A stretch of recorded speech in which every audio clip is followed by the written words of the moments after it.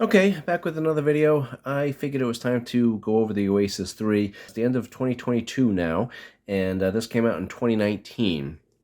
I'll let you know if I recommend getting this now or possibly a different Kindle.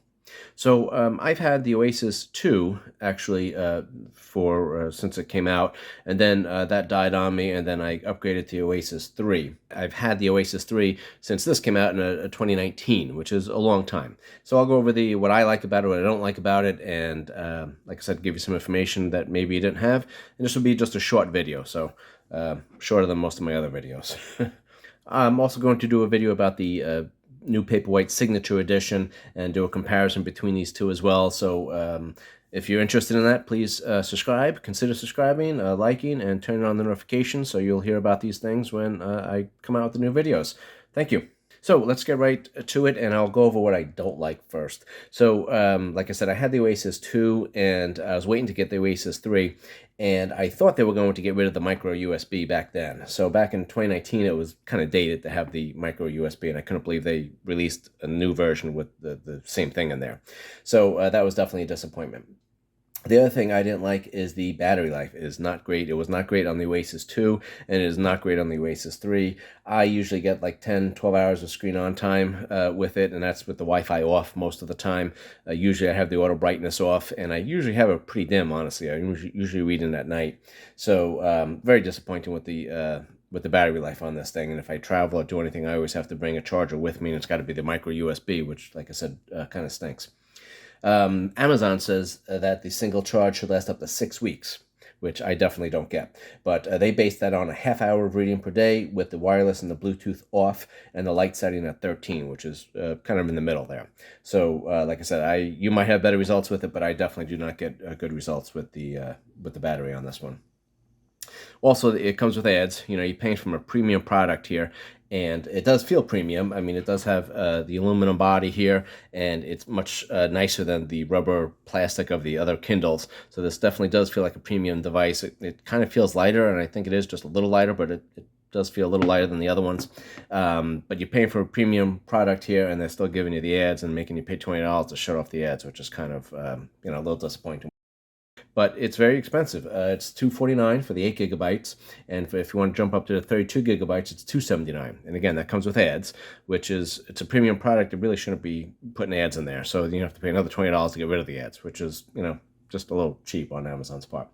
I did see the Oasis 3, the 8 gigabyte version on Prime Day down to $179, and you do get a trade-in if you have an old Kindle you want to give them back. You get 20% off and a small trade-in credit. So that might make it worthwhile for you if you're thinking about upgrading. So things I do like. The 7-inch screen is great. The 6-inch screen, this is an old Kindle, and you could just see the difference here.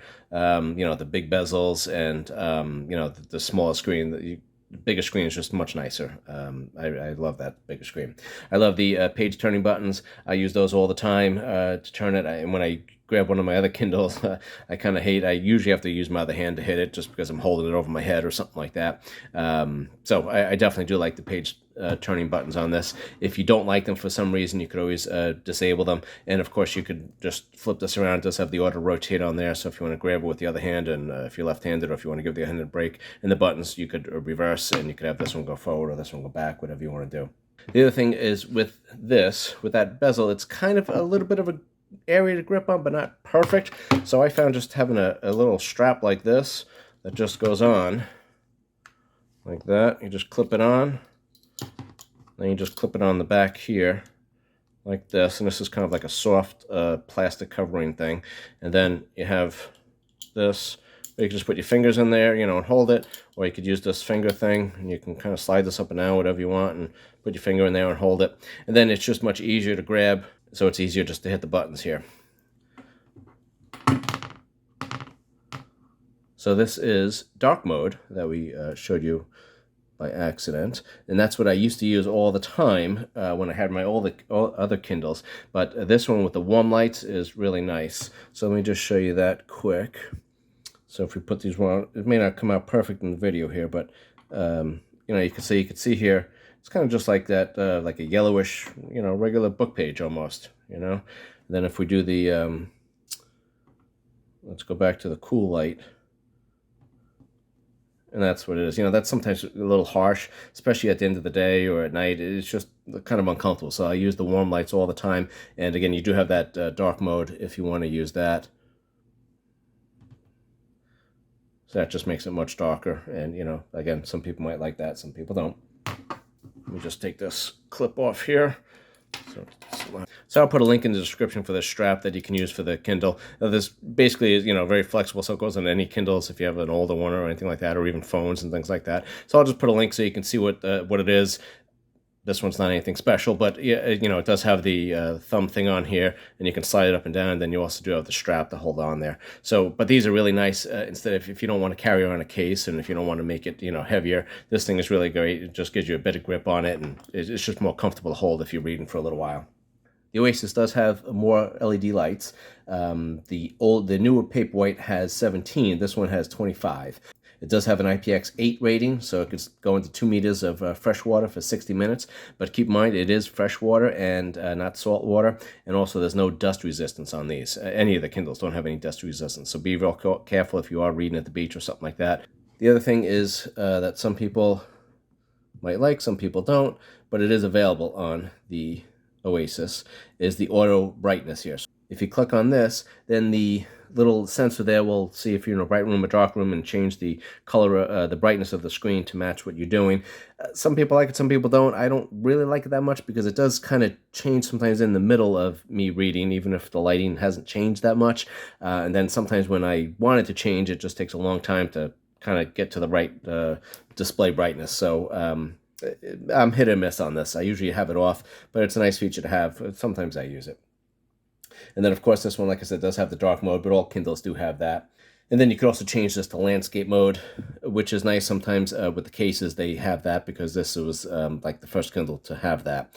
So let me just show you where that is. If you go on here, and then we just go to layout, and you could just do this, and then it will eventually switch it to layout mode. So a couple other things. The Oasis 3 has the exact same dimensions as the Oasis 2. So any case that you can find for the 2 will be interchangeable with the 3. So you might be able to get an older case for a discount. Just keep that in mind. All Kindle devices are guaranteed to get 4 years of security updates. And that starts from when the device is no longer sold as new on the Amazon site. So this one is still sold as new. So you get 4 years. If you bought it right now, you get 4 years of security updates, and you might even, that's promised. You might get a little more than that. The interface changes where they change the bugs and things like that. That happens just kind of sporadically, and the big interface changes where there's a whole different design arrangement in the front and things like that. That doesn't happen very often. So I think if you got this one, even though it might be discontinued soon, or they might be coming out with the Oasis 4 soon, you'd still get many years of use out of this with no problems at all. Also, the warm light could be scheduled. So let me just show you that. If you go here, just turn on the schedule. There we go. And like I said, you could turn it on, and then you could do the automatic, so it does sunrise to sunset, or you could actually set a day and time, and then you could actually pick how warm or not warm you want it to be. So that's kind of a cool feature.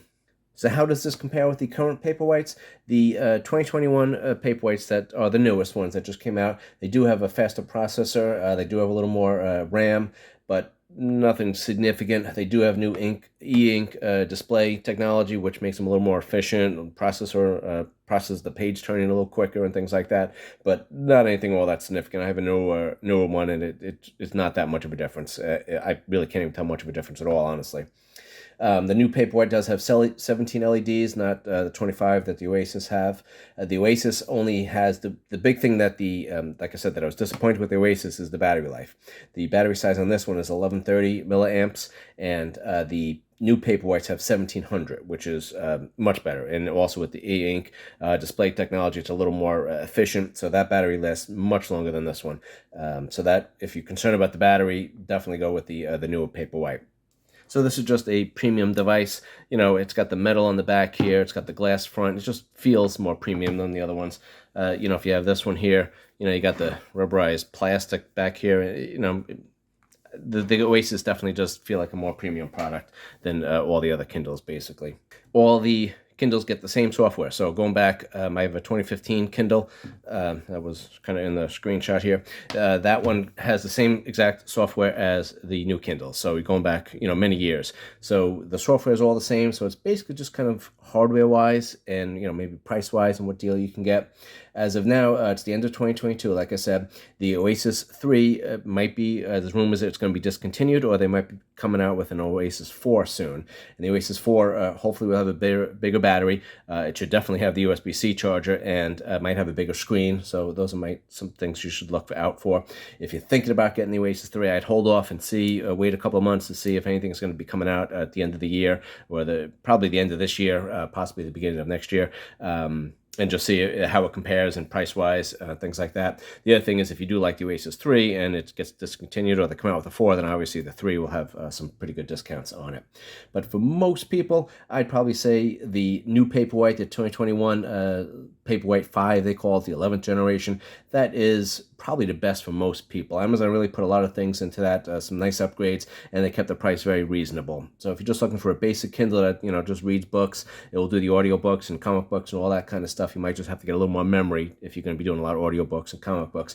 But otherwise, it's a great device. It has a 6.8-inch screen. This one is 7 inches. They're all IPX8 certified. And it does have the warm lighting, which is the big claim to fame of the Oasis 3 when it came out. And the new Paperwhites come in 8 and 16 gigabytes. And they have a USB-C charger, which, again, this one has the micro USB, which is kind of frustrating. So those are the differences. This is definitely, like I said, a premium luxury product. If you like it, you can get a kind of a good deal on it. I definitely get it. I mean, I love it and use it all the time. But some of the newer ones, again, are a third of the price sometimes if you get them on special. So just be aware of that.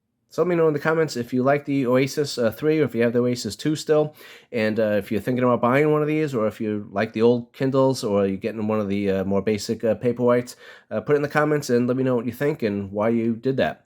If you made it this far and this video was helpful at all, please consider subscribing and liking and turning on the notifications. And otherwise, I will see you on the next video. Thanks.